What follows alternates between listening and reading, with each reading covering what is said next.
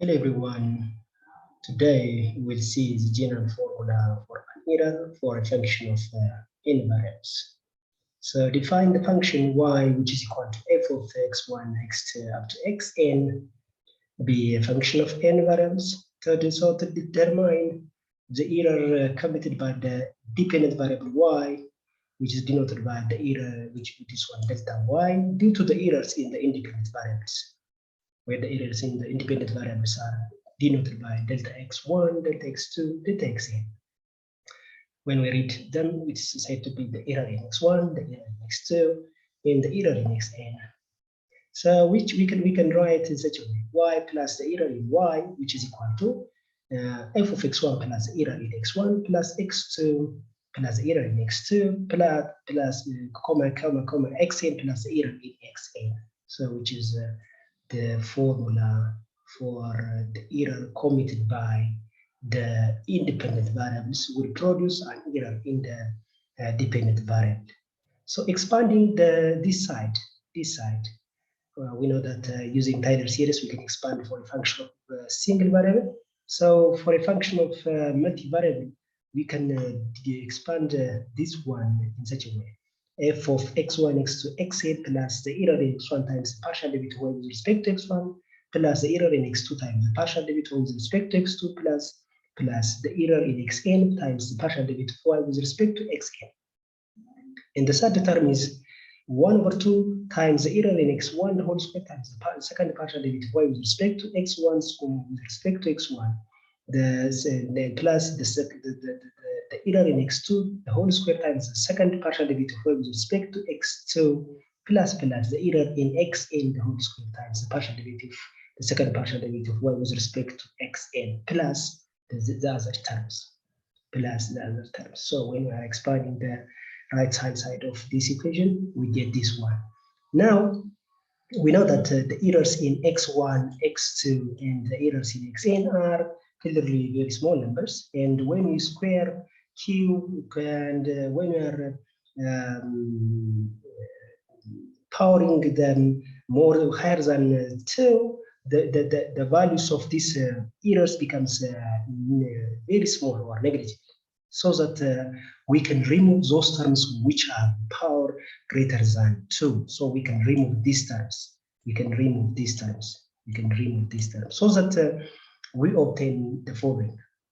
So y plus the error in y, which is equal to f of x1, x2, xn plus the delta time, the error in x1 times the partial derivative y with respect to x1 plus the error in x2 times the partial derivative y with respect to x2 plus the error in xn times the partial derivative y with respect to x. We get this formula, which is the reduced formula of the equation 1.2. Equation 1.2. So we know that from the given that y is equal to how much, which is y is equal to f of x1, x2, xn. Therefore, canceling these two terms, this one and this one, we get the general formula for an error. So the error in y is equal to the error in x1 times the partial derivative with respect to x1 plus the error in x2 times the partial derivative with respect to x2 plus the error in xn times the partial derivative with respect to x, which is the general formula for an error for a function of n variable. So we can reduce this one depending on the function. If the function is a function of two variables, so the general formula for an error will be reduced to the function of two variables, and such like. Now, if equation 1.4 is divided by y, then we get the relative error.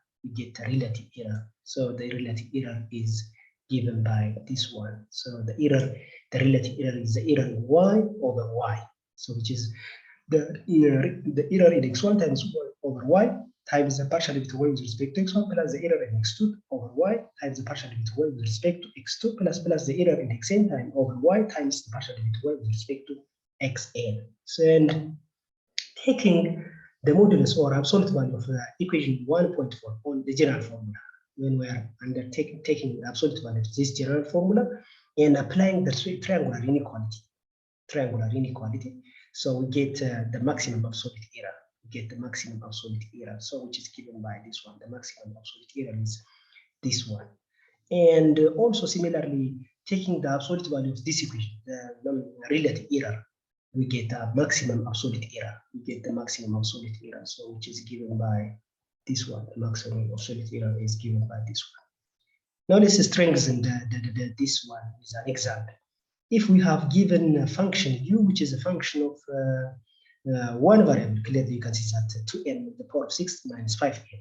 So u, which is equal to 2 times n the power of 6 minus 5n. Then find the percentage error in u, in the dependent variable, at m is equal to 1 if the error in m is given by 0.5. So the error in m is given by 0.5. So we are going to find the percentage error in u.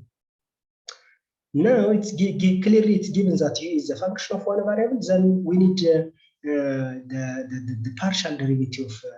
We need the partial derivative. We need the partial derivative of u with respect to m. Since it's a function of one variable, the general formula will be this one. The general formula for a function of one variable. The general formula for an error for a function of one variable is the error in u is the error in m times the partial derivative with respect to m.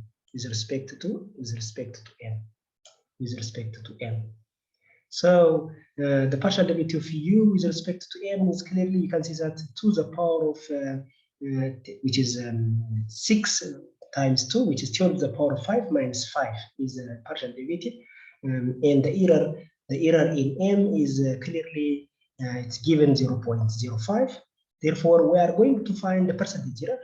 So the percentage error is the error in u over u times 100. So we get the error in u, the partial derivative of u with respect to m is this one, and the error in u is 0.5. So substituting those terms, so m is clearly 1, m is 1, which is 12 minus 5.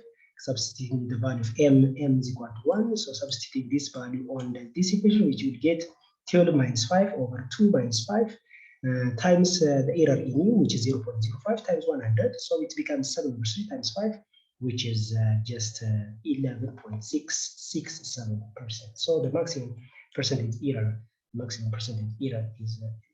this one. Percentage error is this one. The second example is if you have given u, which is equal to 4x squared times y cubed over z to the power of 4.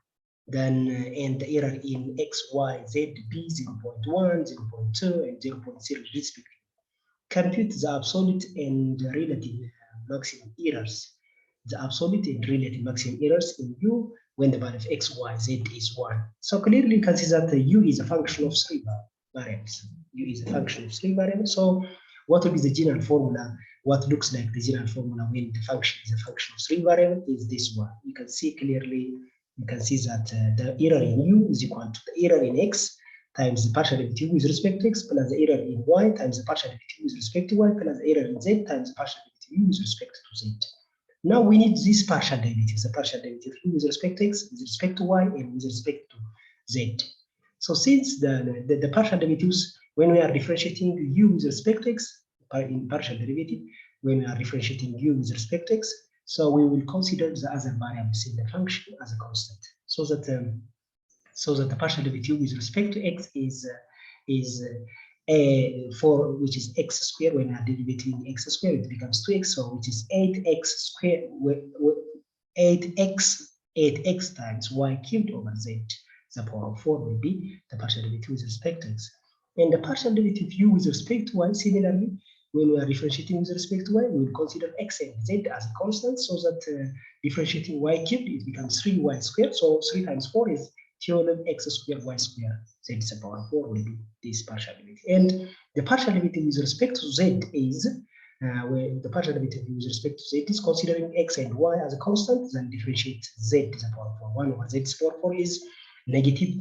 The derivative of z is z to the power of which is minus 4, z to the power of 3 over z to the power of 8. It becomes z to the power of 8. So when we are cancelling those similar terms, you will get minus 16x squared y cubed z to the power of 5.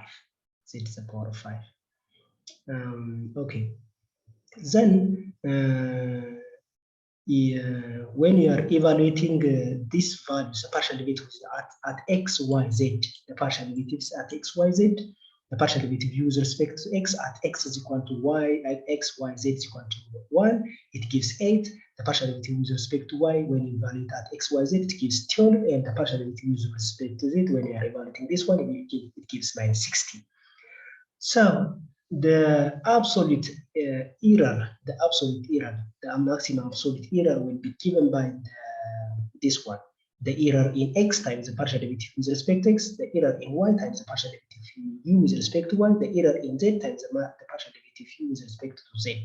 So which is 8 times the error in x, 12 times the error in y, and 16 times the error in 16 because it was negative 16. So when take it from absolute value, it becomes positive 16. So that adding those terms, you will get this one, which is the maximum absolute. And the maximum relative error is the maximum absolute error over the value of u. So it becomes 0.08 over 4 is 0.024 is obtained.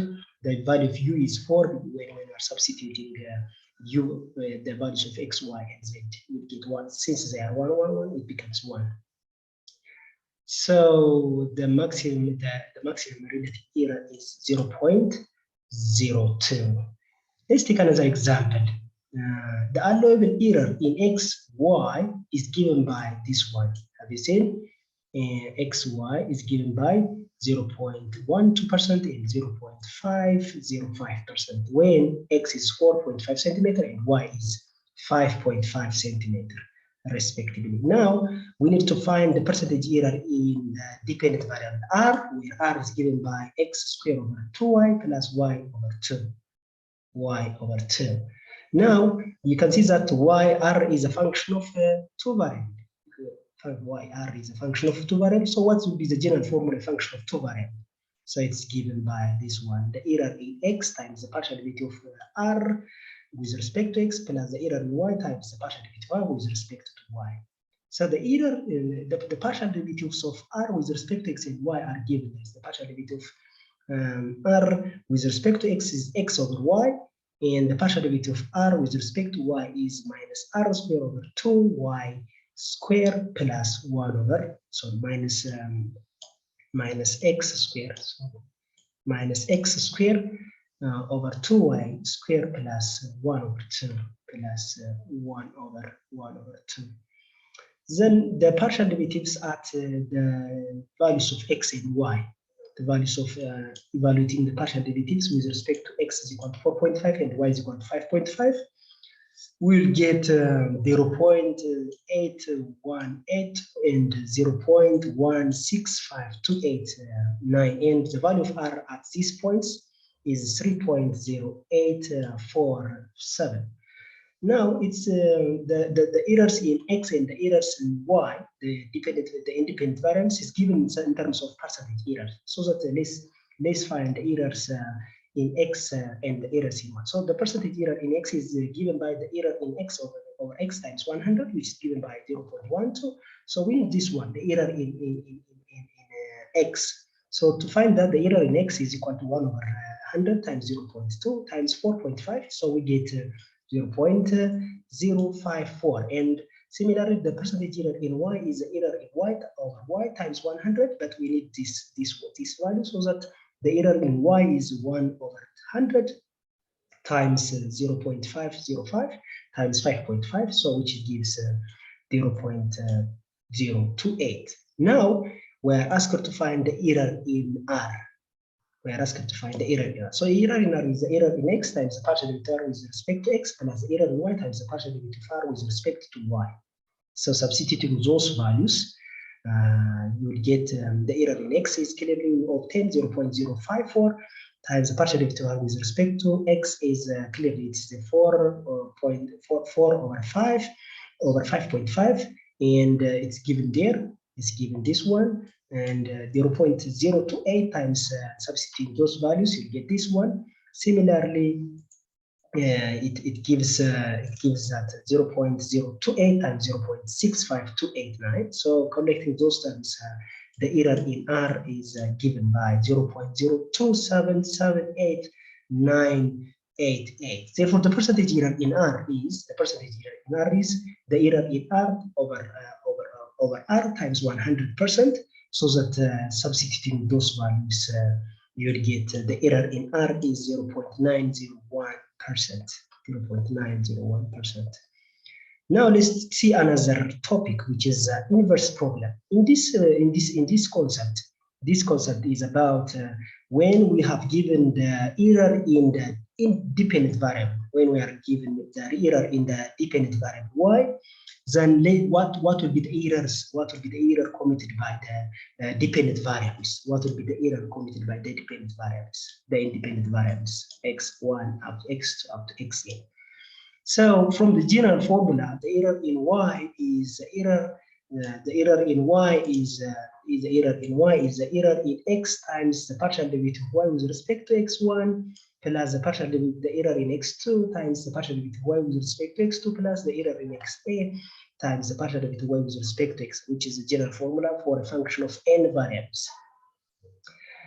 Then, using the principle of equal difference, the errors in each independent variables have equal difference, assuming that principle. So the error in x1 times the partial derivative with respect to x1 is equal to the error in x2 times the partial derivative with respect to x2, which is equal to the error in xn times the partial derivative y with respect to x, which means that the errors that they produce have the same equal effect on the error in the y value. The error in the y1, which implies that the error in y is n times the error in x1 times the partial with respect to x1, or the error in x1 is the same as the error in y over n times the partial derivative with respect to it. Similarly, the error in x2 is the partial derivative y with the error in y over n times the partial derivative y with respect to x2. And the error in x3 is equal to the error in y over n times the partial derivative of y with respect to x, where n is the number of variables in the function, So the error in xn is error in y over n times the partial derivative of y with respect to xn. So this formula is clearly to find the errors in the independent variable when error in the dependent variable is given. Let's see with an example. If we have a function r is equal to 3h times h to the power of 6 minus 2a to k, then find the percentage error in h and k at h is equal to k, which is equal to 1, if the percentage error in r is given 25%. So it's given in the dependent variable. You see? In the dependent variable r is given, the percentage error is given, then we are going to find the error in h and k. So the function r has how many variables? It has two independent variables. So the the n value will be 2. So we have the function r is equal to 3 times h to the power of 7 when we are multiplying the bracket by 3h, and which is 3 times h to the power of 7 minus 6h times k. Therefore, the partial derivatives of r with respect to each h and k is given by 0. The partial derivative with respect to h is clearly, you can see that 21h to the power of 6 minus 6k, and the partial derivative of r with respect to k is minus 6h. So the error in h is obtained by the error in r time over 2 times the partial derivative of r with respect to h, and the error in k is obtained by the error in r over 2 times the partial derivative of r with respect to k.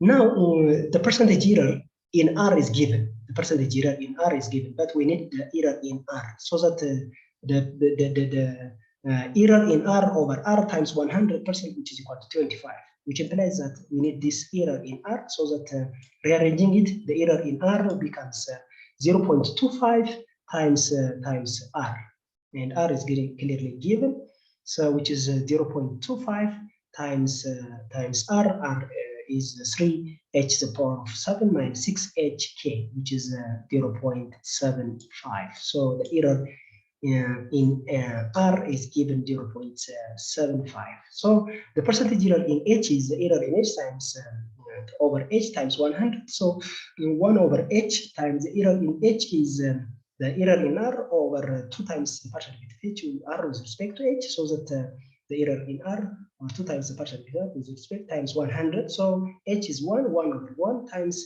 the error in R is 0.75. 0.075 over 2 times the error in R with respect to h is when we are substituting h is equal to 1, 21 minus 6 is which is just 15. So that 2 times 15 times 0. Which is this one is cancelled. I think already it's multiplied by 0.75 times 100 is, which is this one. So that it becomes this one. So that it becomes this one. It becomes this one. And similarly, the error in K is the error in the percentage error in K is the error in K over K times 100%, which is 1 over K times the error in K is the error in R over 2 times the partial derivative of R with respect to K times 100. So which is 1 over 1 times this one, and similarly you can cancel this term over 2 times 6, which is the partial derivative of R with respect to K is with respect to K is minus 6h, which is minus 6, which is and from when we are taking it from a solid value, it becomes 6. So that which is given by this one, Let's add another example. How accurately should be the length and time of a vibration of a pendulum? Vibration of a pendulum should be measured in order that the computed value of G is correct to 0.1%.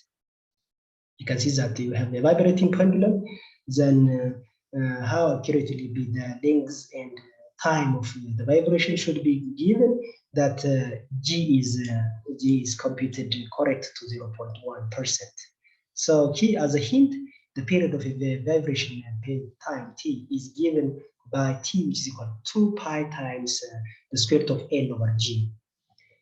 And it's given that T is equal to 2 pi times the square root of L over G, where L is the length of the pendulum. Then we have given that G is given. So we should rewrite this equation in such a way that G is a dependent variable. So when you write it, it becomes such a way. When you write it, it becomes in such a way. For G, which is equal to 4 times pi square L over T square. So the partial derivative of G with respect to L is 4 pi square over T square, or differentiating with respect to L, and the partial derivative with respect to T is minus 2, which is just minus 8 pi square L over T cubed. So we need the error in L. Our target is to find the error in the length and the error in the time, which is produced by the vibrating pendulum. So the error in L and H is given by, since the function is a function of 2 variables, it is given by this one. The error in G over 2 times the partial derivative with respect to L, and the error in T is the error in G time over 2 times the partial derivative with respect to T. But the error in G is given in the form of percentage error. So the error in G over G times 100% is given 0.01. So that the error in G over 4 pi square L over T square times 100 is equal to this one. This one, it's given this one. The error, you can take this one as one equation. Then let's find the error in L. The error in the percentage error in L is the error in L over L times 100. 1 over L times the error in L is clearly the error in G over 2 times partial derivative with respect to X times 100. 1 over L times the error in G, this value. The error in G, in G over the error in G over 2 times the error, the partial derivative G with respect to L is this one. The partial derivative G with respect to L is clearly 4 pi square over T square. So substituting that 4 pi square over T square times 2 times 100%. Now rearranging this one, you get 1 over 2 times L. adding L here, you'll get this one. The error in G over 4 pi square L over T square times 100. But this value, the error in G over 4 pi square L over T square times 100 is this one. This one, 0.01%. So that 1 over 2 times 0.01% times 100, you will get that this value. You will get that it's this value. You will get it's this value. You get this value. But this one is this value. So similarly, the percentage error in T is the error in T over T times 100%. So 1 over T times the error in T is the error in G over 2 times the partial derivative with respect to times 100. So 1 over 4 times substituting the error in G, substituting the partial derivative with respect to T, we get the error in G over 4 times pi square L over T square times 100. But we know this one is 0.01, so which is 1 over 4 times 10, 1 over 4 times 0.01. So which is given by 0.002%. 0.002%. The other concept is error in series approximation. Error committed in series approximation can be evaluated by using the remainder term after the nth term. So Taylor series for a function of one variable at x is equal to a is given by this formula. Which is given by this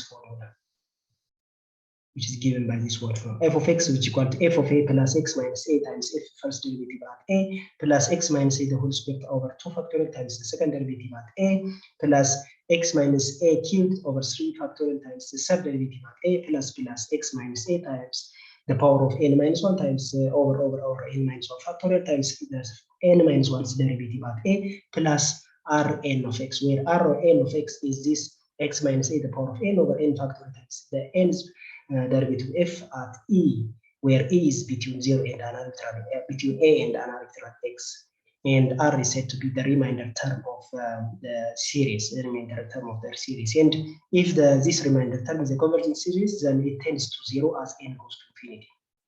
Thus, if we approximate f of x by the first n terms of the series, then we can find the maximum error committed in the approximation using the remainder term. If the required accuracy is given, then it's possible to find the number of terms to approximate that series with the given degree of accuracy. We can find the number of terms. For example, the Maclaurin series expansion of e the power of x is given by this one. E the power of x is equal to 1 plus x squared over 2 factorial plus x cubed over 3 factorial plus x the power of n minus 1 over n factorial plus x the power of n over n factorial times e the power of epsilon, where epsilon is between 0 and arbitrary x. Find the number of terms such that their sum yields the value of e of x correct to 8 decimal place at x is equal to 1. Find the number of terms, how many terms it needs to find the sum correct to 8 decimal place at x is equal to 1. So it's given that clearly e the power of x is this term. Then the remainder term is the remainder term for the series is the n's term, which is Rn's x the power of n over n factorial times e the power of x. Now, when e becomes x, gives a maximum absolute error, so x the power of n over n factorial times e the power of x. Then the maximum relative error will be dividing this one by e the power of x. Then the maximum relative error becomes x the power of n over n factorial. Hence, evaluating at x is equal to 1, this one you'll get 1 over n, so which is the maximum relative error. Then for 8 decimal place, which is less than or equal to 1, which is less than 1 over 2 times 10 to the power of minus 8. So by finding n, rearranging this one, you will get that the number of terms will be the 12 terms. The number of terms in the series should be 12.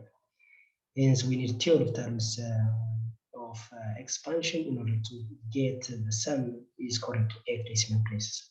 Another example is a function given f of x is called tan inverse of x expanded in such a way. Tan inverse of x is x minus x the power of 3 over 3 factorial plus x the power of 5 over 5 factorial plus minus 1 the power of n minus 1 times x to the power of 2n minus 1 over 2n minus 1. So find n such that the series determines tan inverse of 1 correct to 8 decimal place, similar to 8 decimal place when we are approximating the series to 8 decimal place. So how many terms it needs? So we have written n terms. So n is plus 1 term is minus 1 times the power of n times x to the power of 2n plus 1 over 2n plus 1. So evaluating at x is equal to 1, you will get minus 1 the power of n over 2n plus 1. So to determine tan inverse of 1 correct to 8 decimal place, this taking under absolute value, which is minus 1 the power of n over 2n plus 1, which is always less than equal to 1 over 2 times 10 raised to minus 8. So rearranging this one, we get 2n plus 1 is greater than 2 times 10 raised to 8. So n should be greater than or equal to 10 to the power of 8 plus 1. So this is all about chapter 1, and